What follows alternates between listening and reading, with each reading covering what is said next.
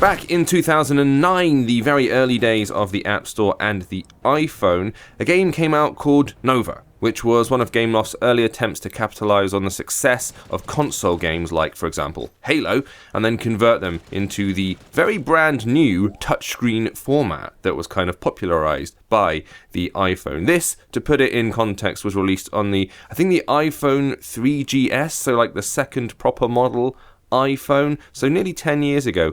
Now they have taken, and this is they being Gameloft, taken that original game and remastered it and turned it into a more kind of modern version of the FPS shooter, which means it's kind of gone free to play and you can do all the upgrades, and they've got like rare cards you get and that, so it's basically made it a bit more like Destiny.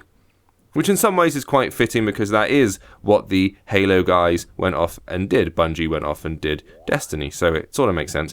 And it's also emulating the original path of Halo even more because Halo released that 10th anniversary edition game where they just took the old one and remastered it with prettier graphics, and that's kind of what this is. So, I mean, question is, I guess, how does it feel now versus how it felt 10 years ago? Now, I didn't have the original iPhone back in 2009, and I can superimpose this in the video now, App Spy, it did exist back then, at the very early days, and here's video of that actual game, and the actual video review for it. Now, this is before my time, before I ever came to this site. That's what the game used to look like when running on an iPhone 3GS. Look at the pixels, look at them. And obviously we couldn't even capture footage at that point, so it's literally someone holding a video camera over a phone. Good old days, right? Simpler times. But the feeling of this one is a little bit dated compared to, for example, how modern shooters feel. I mean, we've just come off the back of like Shadowgun Legends, and that feels like a very, very slick package that takes advantage of all the optimizations of modern shooters over the years. This one still feels a little bit old-fashioned, but it does also feel a bit more like the original Halo. By which I mean it's quite slow-paced, the enemies aren't particularly smart, nobody really moves or hides in an inventive way. And that does make it feel a little bit old-fashioned. They may have updated the AI in this for all I know, but it doesn't feel particularly new. This, however, does. Look at all this shameless Destiny style. Oh, you've got rares, and you've got purpley cards, and they're really good. And, you know, a million currencies you can see there at the top of the screen. I should point out, this has already been available on Android for like a year at this point. So this is a weird late coming to the iOS platform, because usually things come to iPhone first and then appear on Android a bit later. Not so here. Maybe that's because of the free-to-play formula or something, because that does work on Google Play in a way that premium games don't work on Google Play, because everybody just ends up pirating them, because people are dreadful. But it does feel okay. I mean, it feels fine. It does, to me, feel a bit dated in comparison to the more slick shooters. Your options are very limited. You can't customize the controls in any real way. You don't have the option, for example, to change it so that the trigger is depressed automatically when you hover your reticle over somebody. It doesn't auto-fire. You have to use the good old-fashioned push a button to shoot people, which is good and bad, because it's always been an issue with mobile, where I have to, as soon as I press the fire button, I can only look around in a very minimal way by rolling my thumb. So you are limited, but you know, some people prefer that old system. And it all runs very nicely. I swipe on the right to switch it. Oh, you want me to try and use the handgun? Why? I've already completed like the first 4 or 5 levels of this. Why do you want me to use the handgun?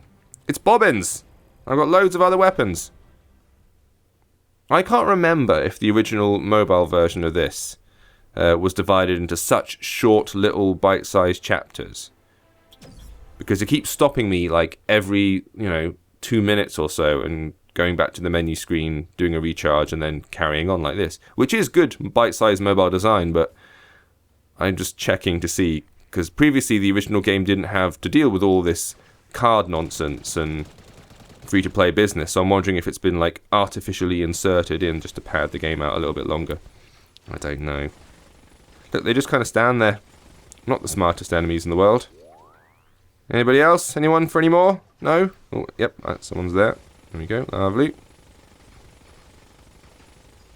So I don't know how far you'll be able to push into the game. I am recording it now because I've played about 4, say 5, 6 levels at this point, and I am now down to my last 2 bolts of energy, so I'm thinking that I may not be able to last much longer without having to wait to recharge or spend money to buy more energy and, free-to-play stuff. You know how it works by now, people. On a purely cosmetic level, looks fine though, doesn't it? Looks alright. It's very smooth, runs nice and easily. It feels fine to control, albeit, say, not as slick as perhaps something like a most recent Modern Combat or something, but then, this is a game that's nearly 10 years old. It's weird to think that the iPhone is at the point, or the mobile platforms in general, where we're having like 10th anniversary editions of stuff. That's kind of crazy.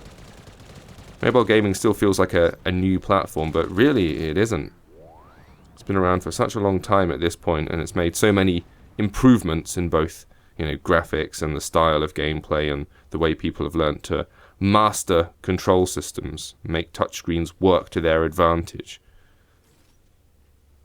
Personally, and you all know this if you watch these videos at all, I've never been like a super fan of the first-person shooters on mobile. Not that they can't work, they do, but like I always feel when I'm playing them that I would rather have real controls. That would be nice. Whereas something like, I don't know, touchscreen puzzlers or games like The Room or anything like that really benefits from being on a touchscreen. It actually takes advantage of its platform in a way that makes it work better than it would on any other system. I don't feel like I'm lacking a controller in those games. Whereas here, I'm always like, mouse and keyboard would be nice, or, at least a joypad or something. But it works. It is acceptable. It looks okay. And if you're really nostalgic for it, you might like it. Though I imagine it might be a bit weird if you're used to the premium version of this, where you just played the game, you just played and played and played, and there were no timers, and there was no additional energy. Oh my god, let's switch to a shotgun. Come on. Let's end this big. Wow, that was awkward. He's still going. Bam. Shotgun in the face. You've saved us. We won't forget this, says the N.O.V.A Marine. You better not forget it. I am the boy. So there you go. N.O.V.A. It's back on iOS after a decade. You can find it right now for free if you fancy. Thank you for watching. I will see you next time.